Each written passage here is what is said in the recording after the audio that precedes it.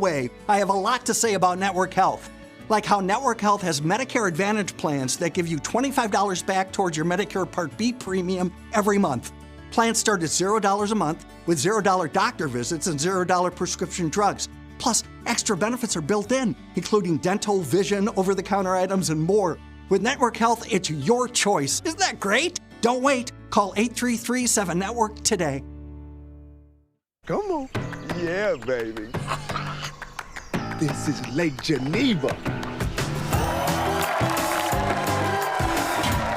This is Lake Geneva.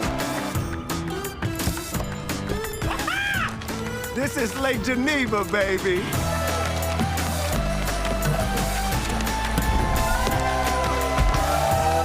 And this is Lake Geneva.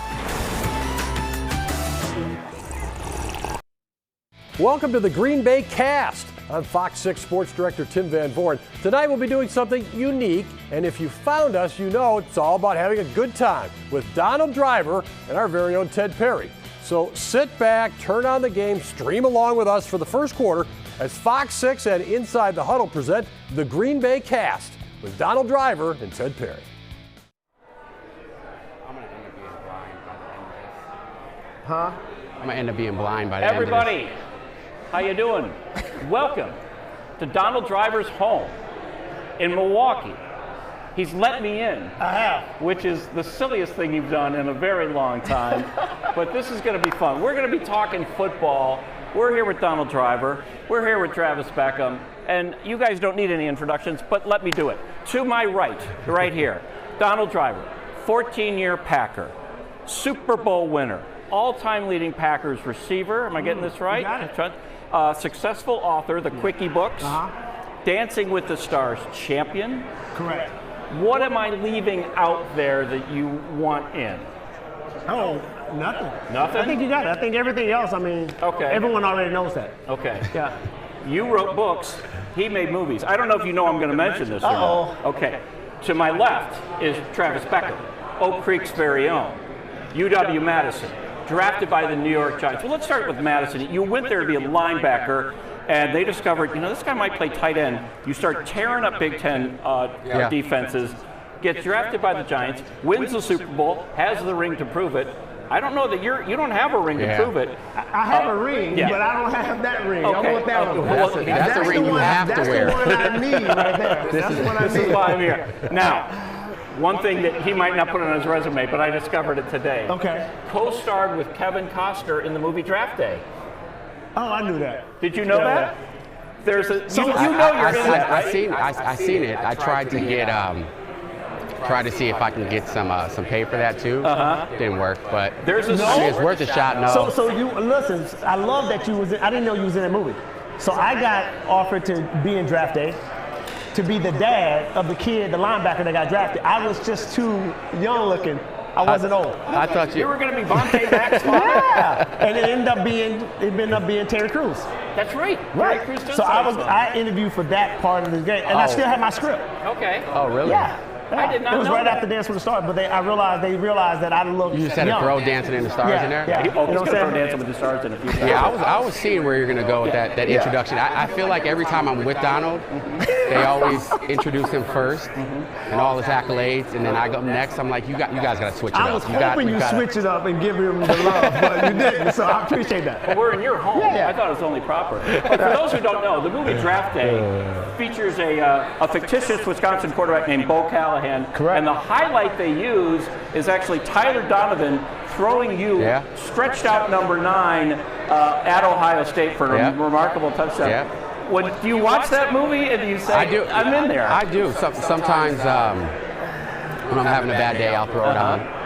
But no, it's good to see stuff like that. Tyler Donovan obviously made a great play, scrambling around, and just kind of threw it up in the back of the end zone.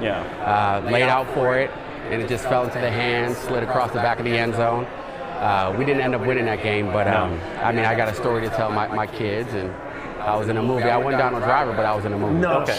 I wanted to be in that movie, so I tell you that. I watch it every time it's on. If you were in it, I would watch it and record it and then watch it again. I love that movie. That's one of my favorite movies of all time. Absolutely. Yeah, it's good. So we're going to be watching the game, but because of the technology involved in delay, we're not going to be talking X's and O's.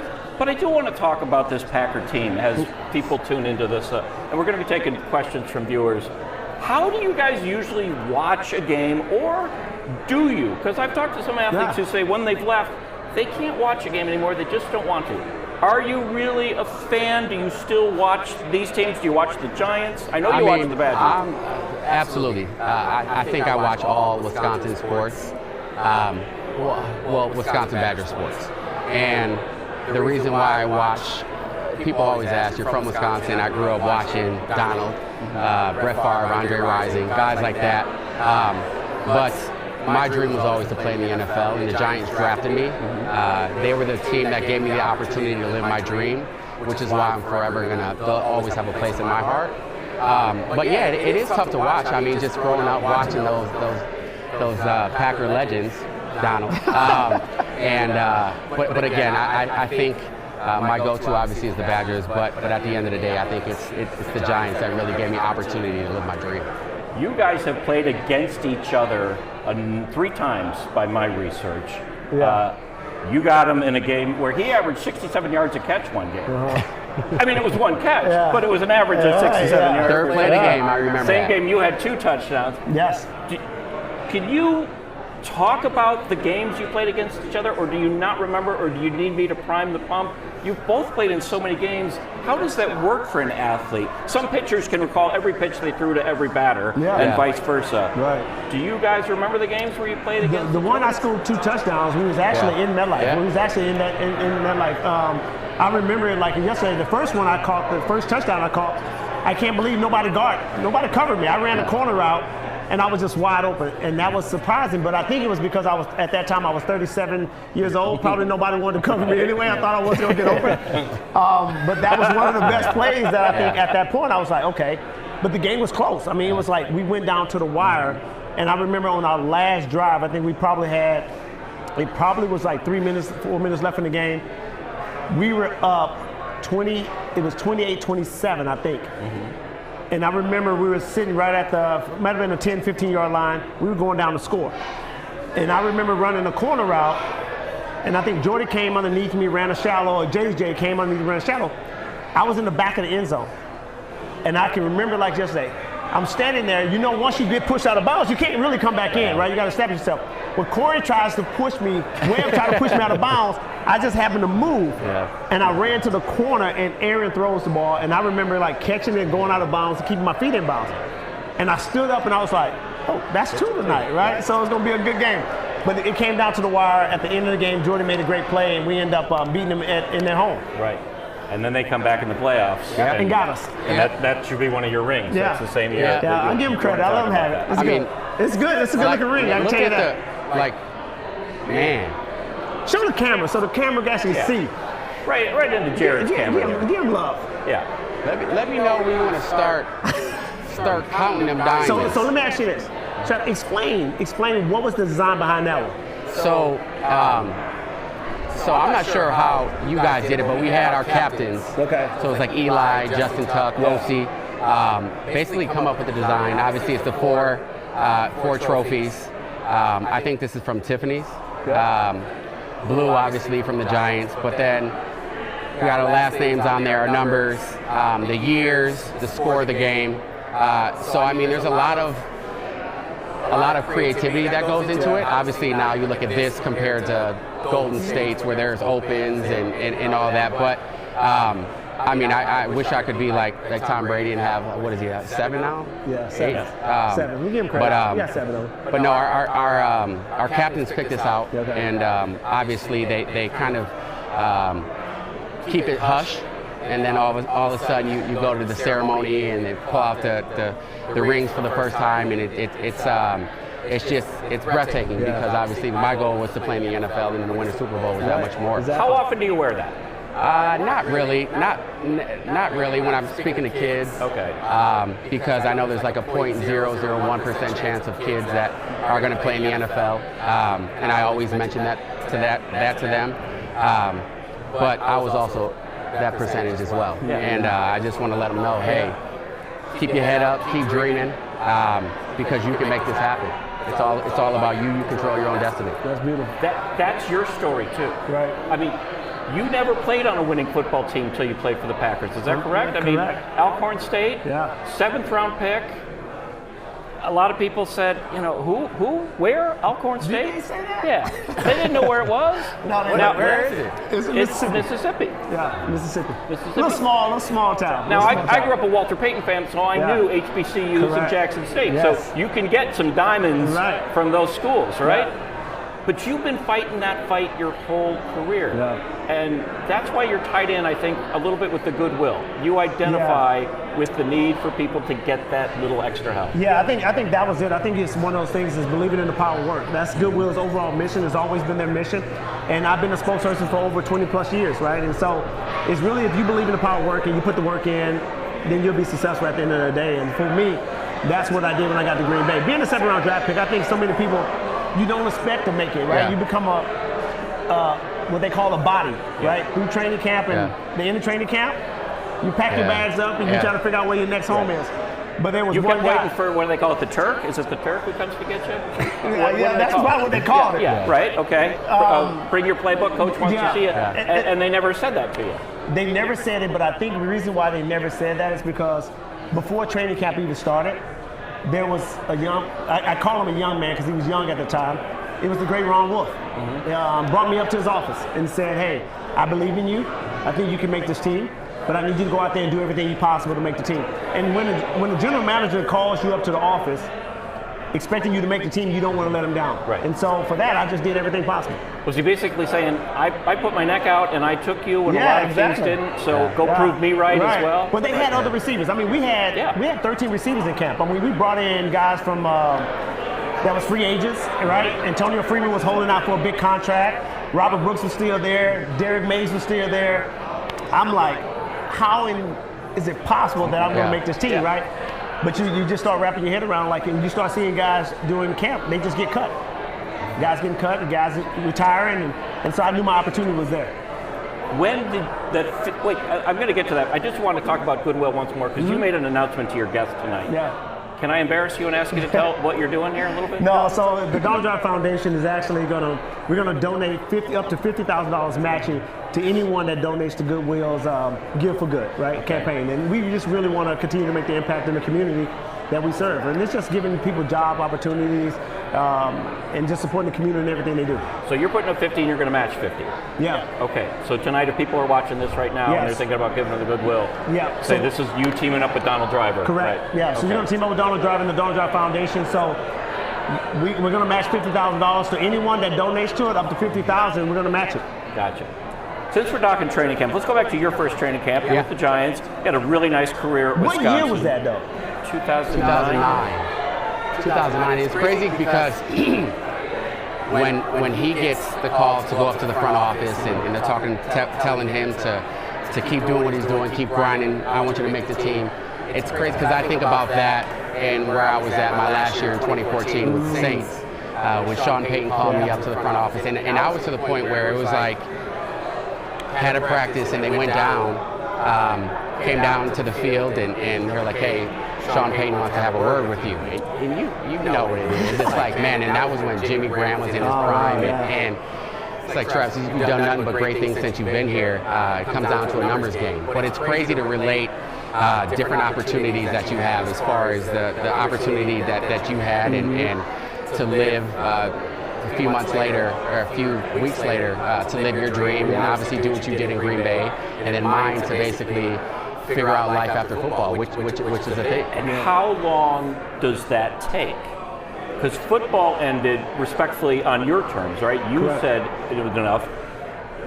You, like most players, you would have loved to have played a little bit more, right? But it was injuries or the numbers game. How do you adjust to that? It's because it is different when Donald says, peace out, I've done my thing, but you wanted to play a little more. And again, obviously Donald's done great things, and it's a blessing to be able to walk away from the game. And obviously now you look at concussions and CTE, but it was tough for me because all I knew was football. All I knew was to go out there, make plays, and basically earn a living based off of my God-given talent. And life after football is huge. It's a real thing, and I had tunnel vision, and all I seen was at the end of the road was football. And little do you know, you look into how long the average career in the NFL is, but it's a blessing to have that opportunity. But to be able to think about life after football while you're playing, it's tough. And now that I get to be an asset at UW and talk to the current athletes and try and not necessarily don't dream and don't envision what you want to see, but just have other opportunities, building your brand, establishing networks, contacts, go out of your way, meet somebody that you would never typically reach out to. And I think that's the biggest thing. And now I get the access to do that. I learned, and if I can have an opportunity to help these younger guys, I'm more than willing to do it. That's good. But Super Bowl champion goes a long way to make an introduction, doesn't it? I mean, when you're doing any sort of business or any sort of meeting, people are going to look at you and go, whoa. Yeah. They want to talk about your football career, and then you can take it and say, yeah, but I'm also about this, and I'm about this, and I'm about that. 100%. Right? I mean, it's the best foot in the door imaginable. Yeah, I think that's what's so exciting about it, is that we get labeled. Yeah. You know, I think people label us as Super Bowl champions, you know, whatever team we play for, Badgers legends, you know, like that's what you get labeled as. But we don't want to be labeled as those individuals. We're humans, right? So we want to be more than that. And I think the things that we've been able to do post-career has been truly amazing on both sides. And so I look at Travis. Travis probably is a mentor to me, but I look at him as a mentor too. Just all the things he's been able to do and how he's been able to stay connected. And it's all about building relationships. Yeah. Right. He's been able to do those relationships, and look where his platform has taken him to this point. Are you based in Wisconsin now? Yeah. I'm Madison, Pittsburgh area. Gotcha. He ain't never invited me over though, like to hang out. Like you've invited, Yeah, like I invited him here. He had I don't know where you actually live. I don't know where you live, Donald. He's here now. That's all that matters. He's here now. And he's going to be going tomorrow. Well, he's not yet. I'll be here a couple of days. He's busy. What was it like to hear your name on draft night? Yeah.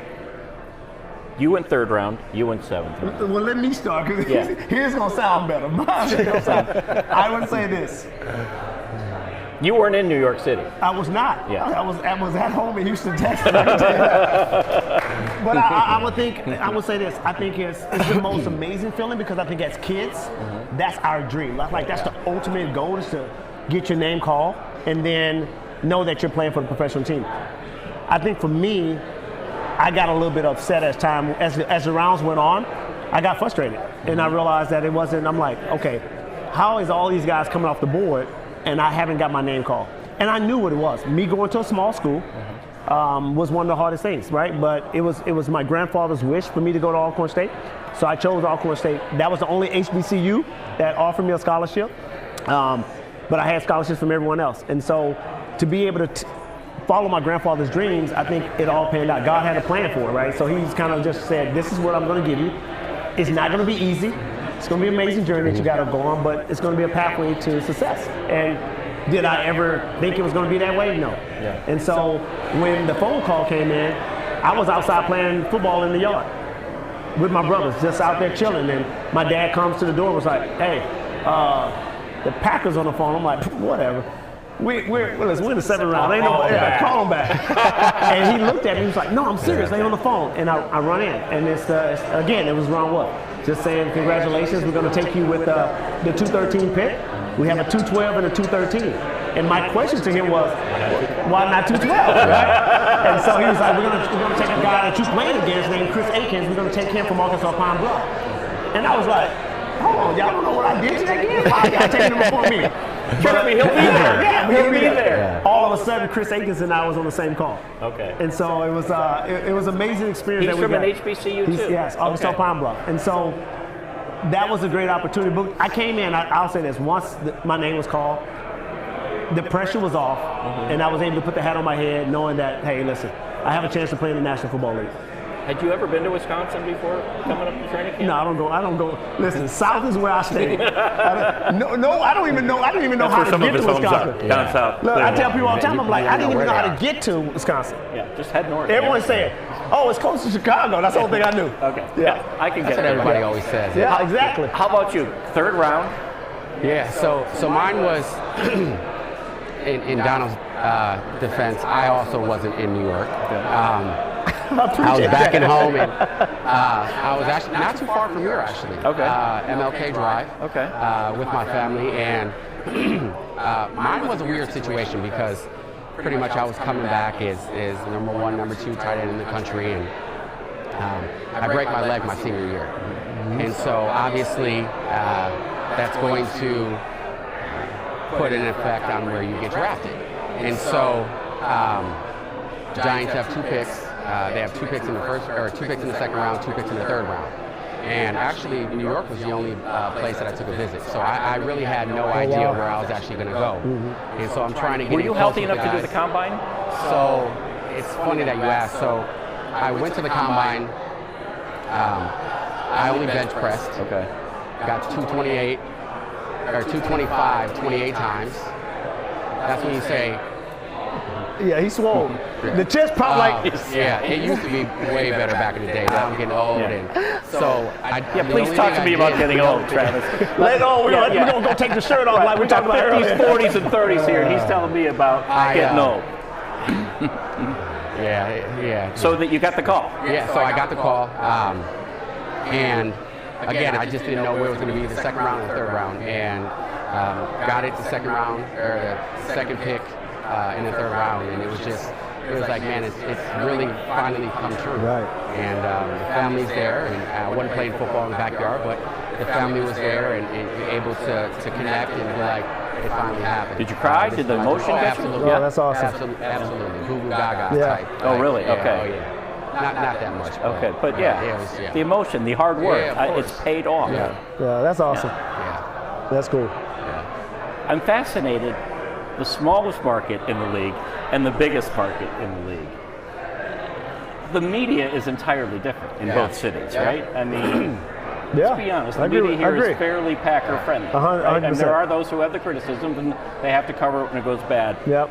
But it can be brutal in NYC, yeah? It's tough, and that's the thing that you have to learn quick from not only the media, but I think it's one of those things where you have to adapt just moving out there. And being from the Midwest and holding the door for somebody and somebody not saying thank you. It's like, hold on, let's try that again.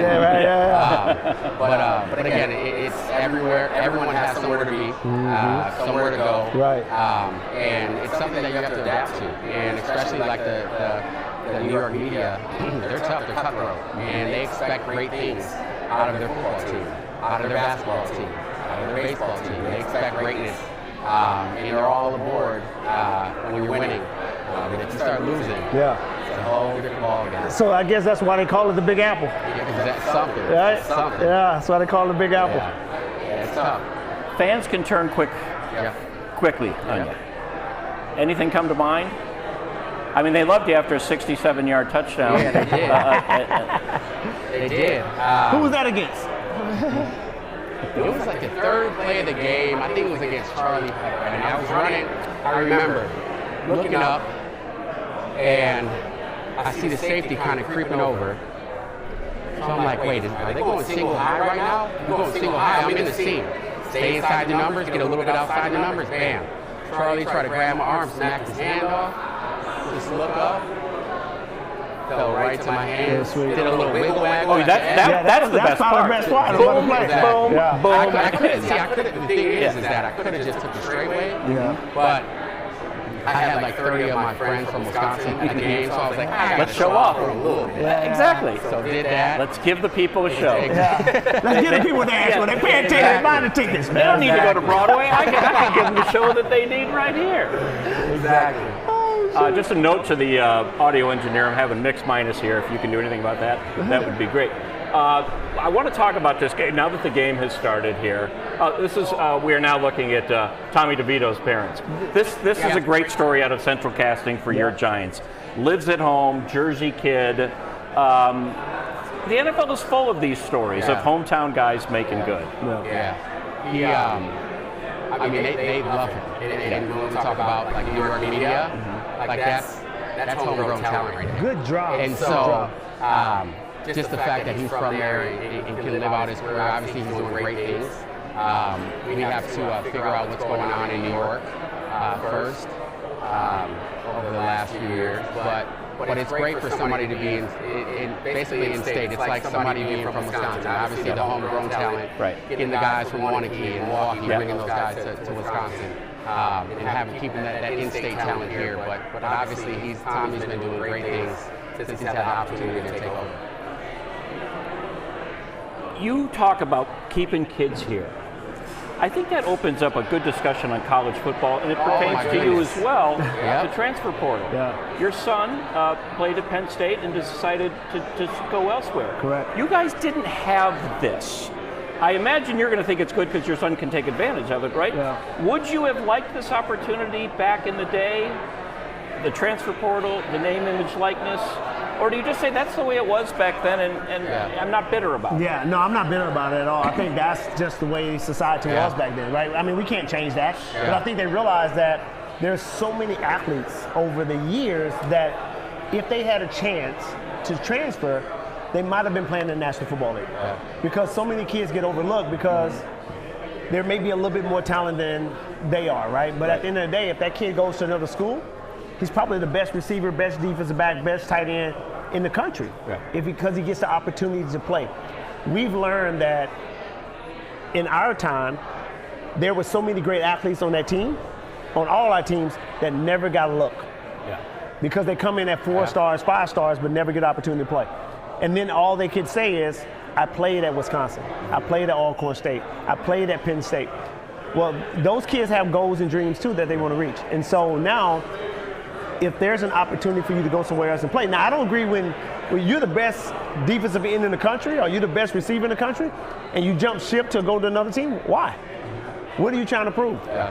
There's nothing else to prove. You're there for a reason and you're the best. You're there, you're playing right. So what do you Then it becomes a personality thing. I don't like the coach, or I don't like the way I'm being treated, or I don't like the deal I'm getting. Oh, you're not getting the deal you want. And now with the NIL deals, guys can jump ship and be like, oh, I'm going to make $2 million over here. We'll make $1 million over here. And young men are doing it. Because now they may never make that kind of money if they don't make it to the National Football League. Well, they asked Coach Prime the other day, what would you make if you were a college athlete? And he said, I wouldn't have gone pro. I probably would have made more money staying at Florida He probably State. didn't even need. Probably like, I'm not even care to go pro. Who cares at that point? So you're working with the Badgers a lot on this very issue, right? Well, what are the challenges for you? Obviously, you're a Wisconsin alum. You want to keep the good kids there, and you want kids who are in the portal to say, hey, come check out Madison. It's a great place. But you can't take everybody. How do you separate the wheat from the chaff? I think it's like a mindset, and I think if you've noticed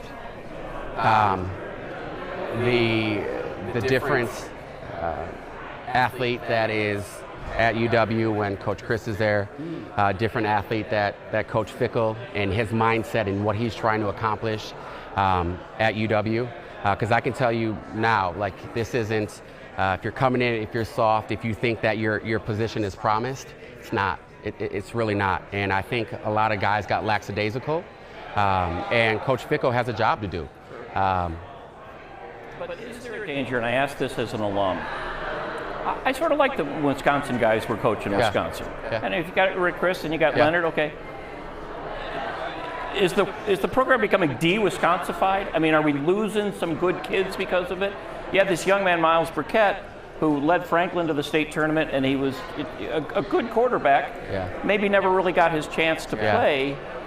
So there are pros and cons of it, right? You're going to lose Wisconsin kids.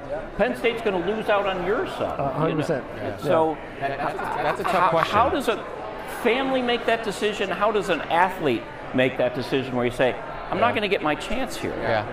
That's tough, Donald. And I think this is a great segue into. We're going to have Christian at UW next year? I don't know. That's going to be a Luke question. Luke has to make a phone call. This is the thing. Christian is born and raised. Hey, listen, tell him to call Christian. They don't have to call me because I don't have to make that decision for him. Finish what you're saying. Christian born and raised here. Christian was born and raised in Wisconsin, right? That's why I tell people, like, he can never say he's a Texas baby. He's not. He's a Wisconsin kid. But this is where he wanted to visit. So it was either Penn State or Wisconsin. When he came out, he had 47 Division I offers. He could have went anywhere he wanted to go. He chose to say, if I go to Wisconsin, I want to see what they can offer. At that time, there was no NIL at that time, right? It was just go there and see. He wanted that. unfortunately, they canceled his visit. I didn't know that. So he made the choice to say, well, now I'm going to have to do this. I'm just going to go to Penn State. And he did I it. didn't know that. Yeah. And why didn't you tell me any of this? I don't know. It was a family decision. I couldn't tell you that. I couldn't tell you. But I think it's a, yeah. But now, so now he said it. He said that. I would love to go see it. I would love to go see Wisconsin. He's never been. He's never been to a Badger Stadium. We just had two receivers into the transfer portal. 3 to be exact. Exactly. And one just into the draft. We've been doing your research. And one into the draft. I mean, obviously, we're looking for, we have to fill the quarterback position. Obviously, we're doing the air raid. Explain what air raid is. So basically, if you watch Wisconsin football over the last forever, ground and pound. But now we're spreading the ball. We're going 5 receivers. You're getting the running back that's going to go out next to the quarterback, going out wide, getting man-to-man coverage on the linebacker. So we're actually giving these receivers opportunities to actually spread the field and use that athletic ability. And obviously, Christian will fit well. I mean, he's got the body. He looks just like you. And those are the things is that is you have guys that come in like Will Pauling that came over from Cincinnati, and it clicked. It clicked. And obviously, he didn't have a former connection with Tanner Mordecai. Yeah, that's true. But it clicks. And that's the thing is like Coach Fickle is like he wants guys that are going to go out there and make plays and help this team be great. And it's different now because if But this program was not Colorado. They were not winless. They were a very top-tier program. Not the ultimate top, but I guess that's the goal, right? That's why you make the changes. Yeah. What's your role as a dad here, then? With a son who's now in the transfer portal? Just to mentor him through it, right? I think I can't make the decision for him. He has to make that decision for himself. He wanted to make sure I was okay with him entering the transfer portal because we've always said where you go, you stay.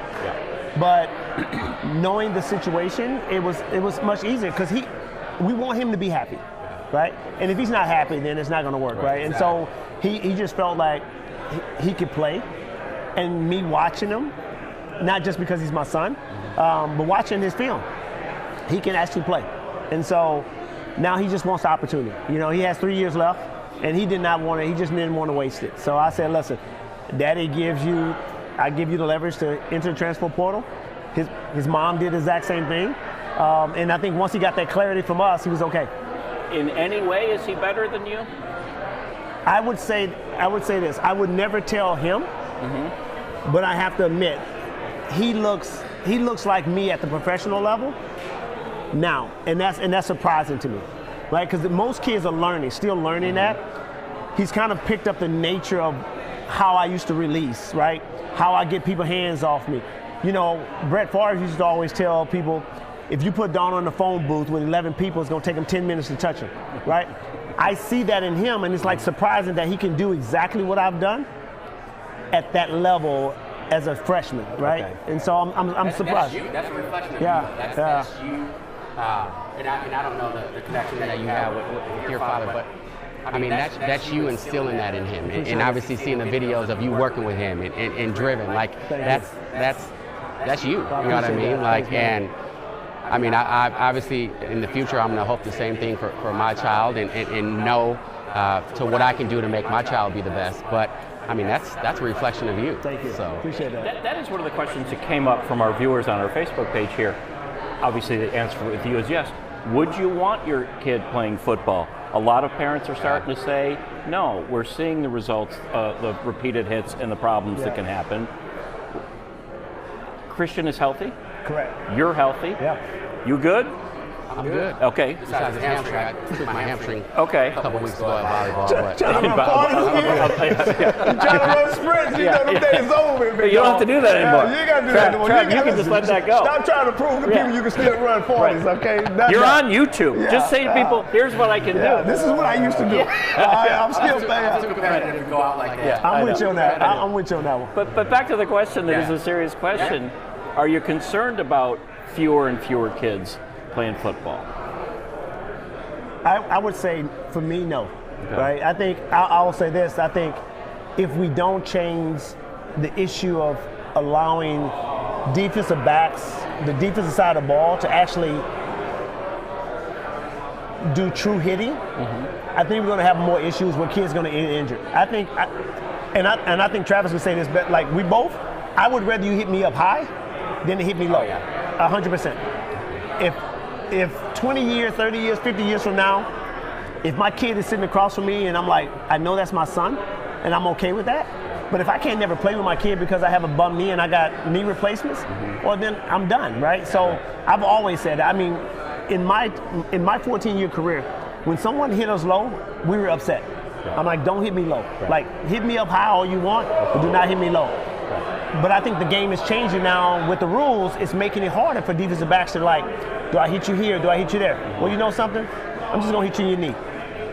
And that's becoming a bigger issue. And now we've had more ACL injuries than we've ever had in the National Football League because of that situation. Because of, they're afraid they're going to get a targeting penalty. They're afraid they're going to get. So why not hit you low? Why not take your knees? And if my knee is planted, and I plant, you hit me here, I'm done. The game is over. Game's over, season's over. Hit me up high. I don't remember my name, it's okay. I'll be Batman for tomorrow. Okay. But I'll be fine the next couple of days after that. Worst hit you ever took? Mine was John Lynch. Okay. Yeah. When he was with Tampa? Yeah, I was in my second year. Okay. And I started that game. It was the last game of the season. And we're playing them in Lambeau, and I ran, Brett's throwing me, and I'm getting the balls, and I'm making a good play. And all of a sudden, he calls a slant, like right at the 20-yard line, and I come up and I hit it, and I caught it on run day, and I probably took 2 steps, and I'm talking about my helmet popped off, the ball went somewhere else. John Lynch stands over me, helps me up, and says, "Donald, you okay?" And I looked at him, I slapped his hand away. No, I'm not okay. Because I didn't even have my helmet on. I get up, I walk to the sideline. And I was just like, this is crazy. Like, I mean, he snapped everything. Worse. He could hit. He could do that. And he's a pretty good GM now, too. Yeah. He knows what he's doing in San Francisco. How about you? What hit made you go, man, I should have been a tennis player. To the league. I should have been a tennis player. Water polo, something. Patrick Willis, I thought he broke about 3 of my ribs. It gave me a whole different perspective of running across the middle. Just to hear the name Patrick Willis. It was, I mean, just gave me a whole different perspective of going across the middle. Watch your surroundings, watch your back. But somebody else that was a part of the Packer, you didn't play with Clay, did you? No. When was Clay's first? Okay, was he at SC? Yeah. Okay. He was at SC, and his father was at SC as well. So that's what it was. So this is the thing, is that we would be in the huddle, and Eli would call a play, and it would be to the right. And I know every time I would have to block Clay Matthews, I would get a stinger. So I would neck would lock up, lose all strength in my arm, would burn. So Eli's calling the play, we're over here, and he's like, we're gonna go right. I'm looking out before the play's even done to see if Clay is on the right side. He's on the right side, I run out, like, and here we go again. So I know exactly what's gonna happen every single time. The neck is still jacked up from it. But again, as soon as because what he did is he headbutts you.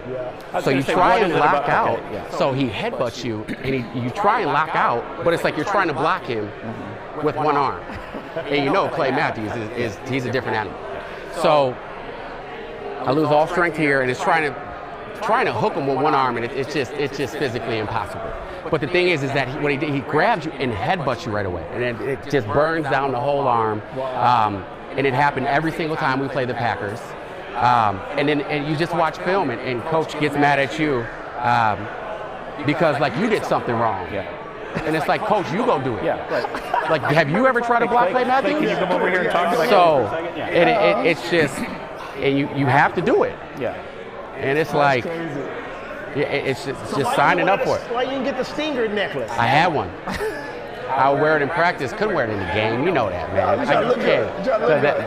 Trying to look good. You didn't want that big thing around your neck. Well, and it wasn't even like it jerked my neck like back. Like it was just that instant pinching on the nerve. The canal is super thin, and it just pinched, and it just lost all strength going down. And so you're trying to hook Clay Matthews with one arm, and yeah, it's just. Were you ever scared? Scared of what? Scared of being out there? Scared No, of what? I was nervous. I mean, because you just mentioned Yeah, going, Yeah. and I'm not putting words in your mouth. You did not say you were afraid, Yeah. but it does beg the question. Yeah. Were you ever? I don't think I was ever afraid. I think I was nervous. Okay. And the nervous is just, I want to have a good game, right? Yeah. And so I used to ask Brett that before because I was always before him running out of the tunnel. And I'm like, you nervous? He was like, yeah. I'm like, okay. And I knew a guy that had already been 7, 8, 9 years in the league. I'm like, if he's nervous and I'm in my rookie year, oh, we're going to be all right, Yeah. right? Because he's still nervous at 9, 10. I think I'm going to be nervous as well. As we got older, I just wanted the first catch because then I knew how the game was going to be played. Yeah. Talk to me about this notion. It's not a notion. It's said a lot. And they're saying it about Jordan Love now. The game is slowing down. Yeah. The game is slowing down for him. The game is not physically slowing down. The game is as fast as it ever was. What does that mean, and when do you know, aha, I've got this figured out? So how, for those viewers who hear that term, the game is slowed down for him, what does that mean exactly? From a standpoint of what? Of how, when it's a compliment, it's like, oh, the game is now slowed down for him. He can see it better. You see plays developing. So why is that to his advantage that the game has quote unquote slowed down? Because he's comfortable now. Yeah. That's how the game slows down. Because now, if you can see the game yourself, he's playing the game before it's even happened. That's when he's comfortable, and that's the most exciting part about it. And so, over the last couple of weeks, just over the last couple of weeks, just watching him has really transitioned to him saying, "So I got this now." I think the game was fast. I think he didn't understand it. Having 3 starts before you became the starter, that's a tough situation to be in because you never understand how the game is played. Preseasons, okay, it's not as fast. Right. People say it is, but it's not. It's really fast for the young guys coming in. The veterans, we're like, it's over. We're just trying to get through it, right? Regular season, the game transitions so much better. So it was confidence I think he's now built up that allowed the game to slow down so he can see the play happening before it even happens. Are you hopeful that he is as good as he appears to be the last few games? He will be. He will be. And I'm going to say that because I've seen him develop, right? Okay. We have to give him time. That whole entire team is young. So you have to give them time to gel and work together so they can build a great franchise. The franchise has been established since, when you talk about great Packer legends, the only people we talk about is Bart Starr, number 1, Brett Favre, number 2, and Aaron Rodgers, right? Them the 3 quarterbacks. We had a lot more quarterbacks play this game here, but we only talk about 3 of them. Well, let's just go back and let's talk about Brett Favre, for example. When Brett took over for Magic Man, the team had great receivers, great line, great tight ends. Brett just had to fit in, and it worked for him. 4 years forward, he wins the Super Bowl. A year after that, you go back to the Super Bowl again, you lose. Then you play out, playoffs after playoffs after playoffs after playoffs. It never changes, right? You still got all these great weapons. We lose the NFC Championship game. We're the best receiver group in the National Football League at that time. Brett retires. Aaron just stepped into it and said, oh, I don't have no pressure on me. I got the best receiver group in the league. Now I just keep doing what I'm doing. He did that. And his years of success happened. Well, you can't give Jordan Love that. Jordan Love doesn't have that. He doesn't have that. He's got very inexperienced receivers. 100%. Right. And a line. Right. And a running back. Right. And tight ends. Yeah. So that's what you have to look at, and you have to give him time to be patient and say, this kid's going to be okay. Right. I support Jordan, and I told Jordan, you have to take control. You have to. You talk to him. Correct. What's your relationship with him? We have a good relationship. Okay. Obviously, we're never on the roster at the same time, right? Who? You and Jordan. No, Jordan's young. Yeah. Oh, Donald is. Yeah. We talk about dinosaur age. Yeah. Like, I'm not allowed to be in this conversation. He's trying to make jokes right now. Dinosaurs. Okay. It's all good. He's old too now. Don't get it twisted. Again, I'm knocking on 60. I don't want to hear old talk from either one of you. Talk to me when you hurt yourself gardening, okay? Yeah. Then we got a problem. But he doesn't have. Who are the veterans who are helping him out? He's sort of having to do this on his own. He is it. He is it. Okay. And that's what I told him. I was like, you have to take control. You're a young guy, but you're the leader of this franchise now. You have to take ownership of that. And he's like, I like that, right? Him and Aaron Jones are the leaders of that team. Mm-hmm. They have to take leadership in that. And then Gray and Alexandria on the defensive side of the ball. Right. So it's like, how do they come together to make this work? They control, right now, the Packers control their own destiny. Yeah, absolutely. How did the relationship between you and him form? I'm interested in that. I reached out to him when he got drafted. Okay. Because I knew that he was going to get slaughtered for it. Okay. And he had nothing to do with it. The Packers drafted him. Right? And you had seen this movie before. You were a player in that movie before. And I knew it was coming. Yeah. So I just told him, unlike draft day, you got the part in this real life movie. Exactly. Right. Yeah. And I just told him, I said, hey, welcome to Green Bay. Mm-hmm. It will be a journey, but welcome to Green Bay. And that was it. And I only send him text messages back and forth. And he would reply sometimes he didn't, mm-hmm. right? But now, I send him a message now, he's replying back like that. You didn't have to do that. No. Why did you do it? Because someone did it for me. Who did it for you? Robert Brooks. Robert, okay. Robert told me the only way you make this team mm-hmm. is by doing everything right, give it all, before he retired. And he used to call me Spider-Man, like Spider-Man driver. And I never understood why he called me Spider-Man until I asked him one day, I'm like, why you call me Spider-Man? He said, you got like 8 legs. You just constantly moving all over the place. He said, but that's the only way you're gonna make it. And then when that happened, he retires, Antonio Freeman takes me under his wings. Okay. He buys me my first suit for the road game. Antonio did? Who does that for a rookie? Probably $500, $600. I wish they were like 150. I probably could have got 9. But Free bought me my first one. Who took you under their wing? Whether it be at the Badgers or the Giants? Nobody? Nobody? No. So New York was just that bad that they didn't take you. Man, I'm talking like the first day you walk in, it was in the cold tub. Like normally, like they warm you up a little bit. They wait till training camp. No, right in the cold tub. But at UW it was Brian Calhoun. So obviously he went to Oak Creek. Another Oak Creek guy. Yeah, running back. Taped up in the locker room at UW. Mm-hmm. Calhoun cut me out.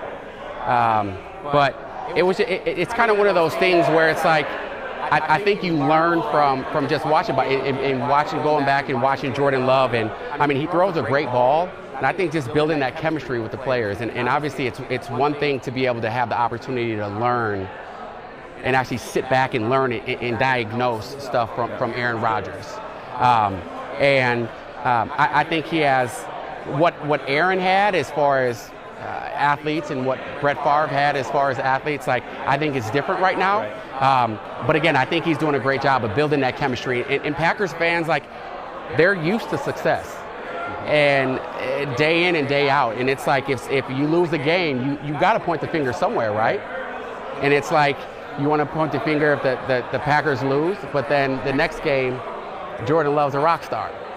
So going on 3 games. I'm impressed with how he handles that. Yeah. If there's a bad game or a good game, he's pretty much the same kid. Yeah. Right? It changes. Yeah. His press conference and everything is just like, hey, listen, we played bad. Yeah. We didn't play well, they didn't play well. We played good, we played good. He's not changing. They love him, right? They really, other players really like his personality. Yeah. You can't underestimate that, right? No, he's a great kid. Great kid. And I think that's the most exciting part about it. Okay. He has a bright future. We only got a few minutes left, so I want to ask a couple different questions. You're on a road trip in Philadelphia. There's a Mitchell and Ness store there. Do you know the one I'm talking about downtown? They got all the old jerseys. Yep. Who are you going in there to buy? Mine.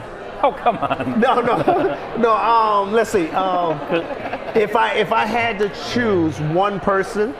Woo! I was in there once. Nick Barnett came in when you guys were playing in Philly. I have a lot of old Mitchell and Ness jerseys because that's what we used to wear back in the 90s.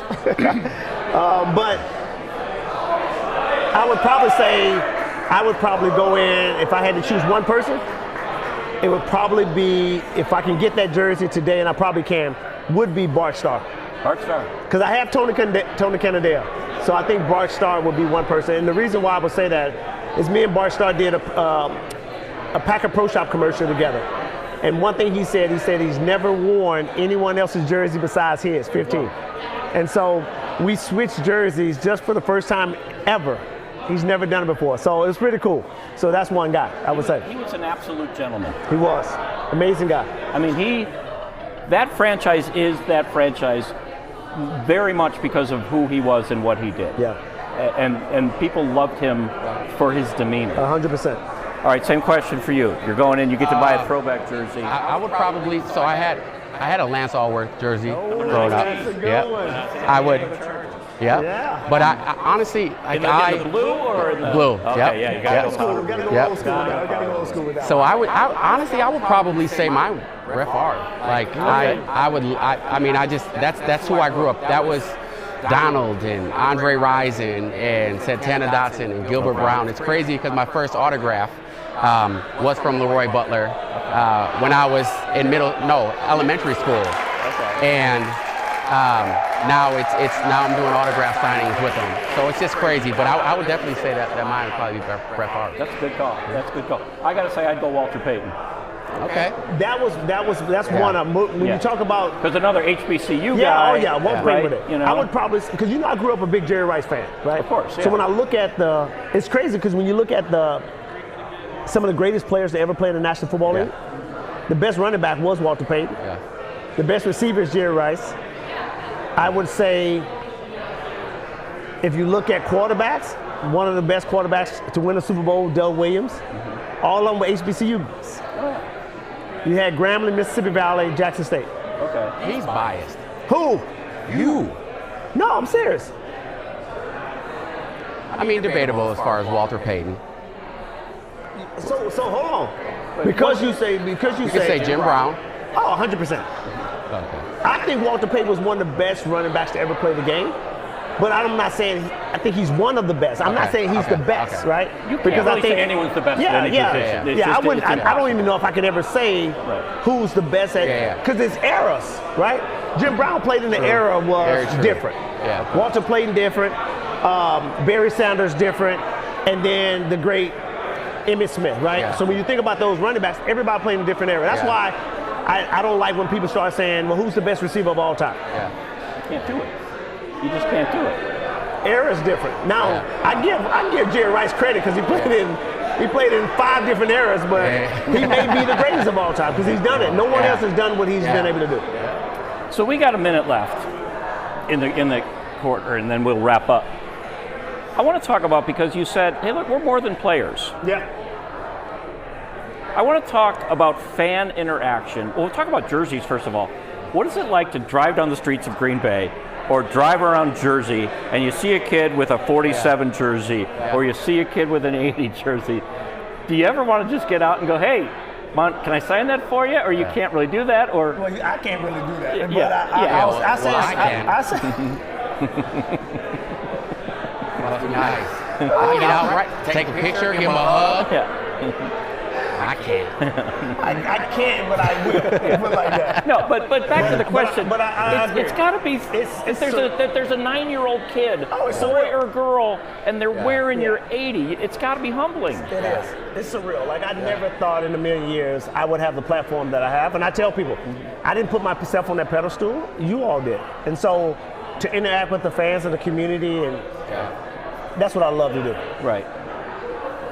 Same question for you. Like, I mean, obviously, I'm still with UW and around the fans, and you still see the dingy number 9 jerseys. It's not like you can go out and buy it anymore, but I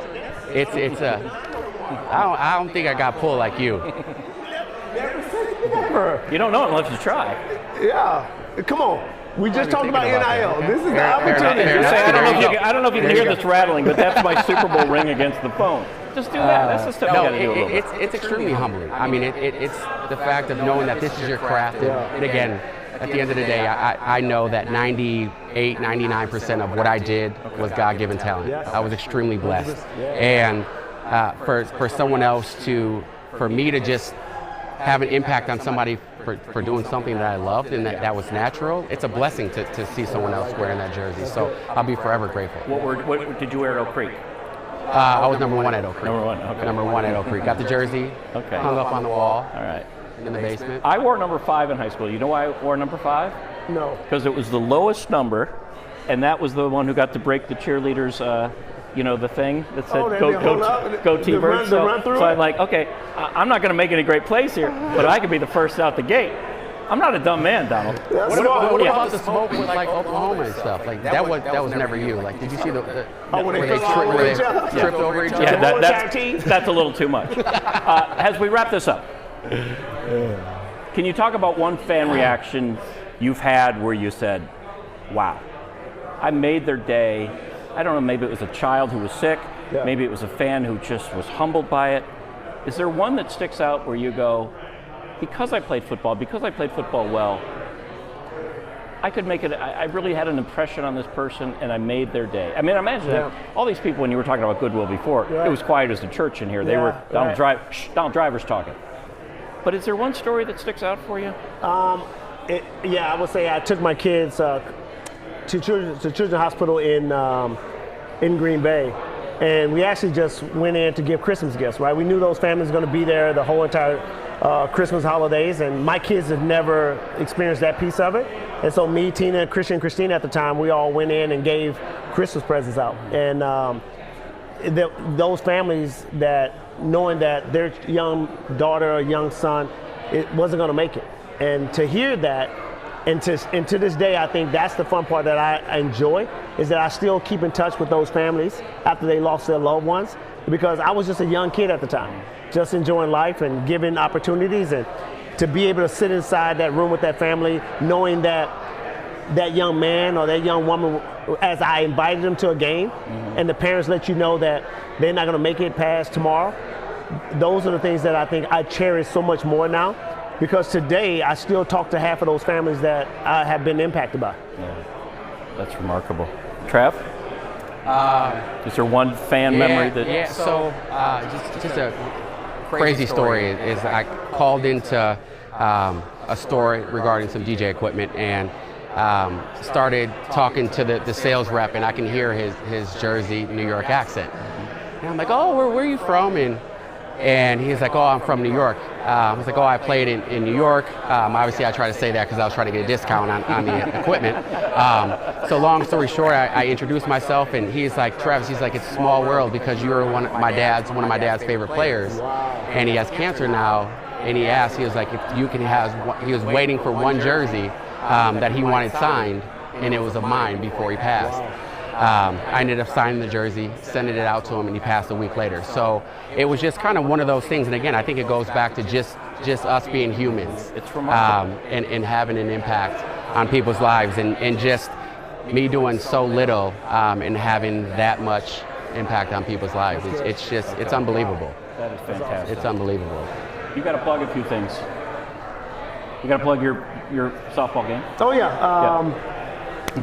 May 10th, Mother's Day weekend, we're going to actually have going back green and gold. So it's going to be me, Jordan Love, Aaron Jones playing in the softball game. I've done it for so many years. Brett passed it to me. I passed it to Jordy, and then from there we felt like it was best to get the players back into the love of this thing. So May 10th, we want everyone to come out and support it. It's going to be a great time. Have a lot of fun and enjoy it. And then March 16th.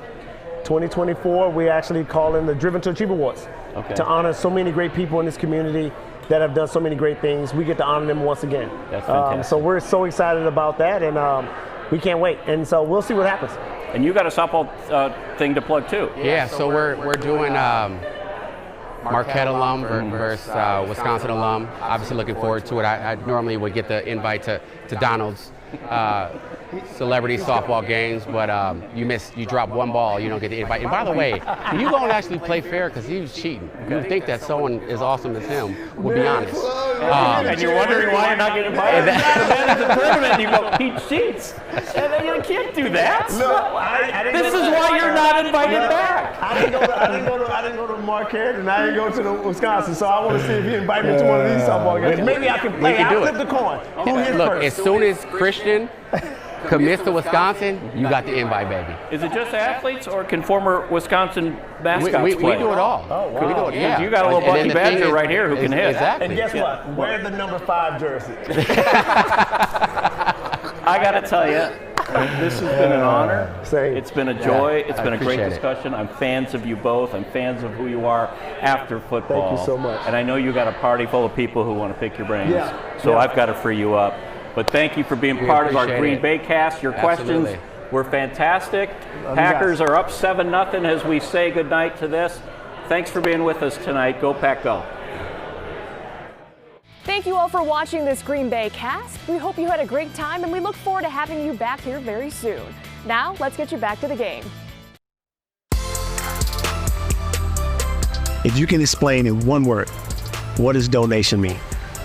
I definitely think a donation means impact. It means helping individuals that might not have the same opportunities as everybody else secure employment and also open a door that they thought might have been closed. I am Goodwill. What's up, y'all? It's Aaron Jones, Jordan Love, Donald Driver. The Green Bay charity softball game is back. This game has been going on for 22 years. I've been blessed to host this game, and I'm now excited to pass it on. Proceeds will benefit the Donald Driver Foundation, The ANA All the Way Foundation, and other local Wisconsin charities. Friday Night Lights, May 10th, 2024. We can't wait to see you there. Tickets can be purchased at timberrallies.com.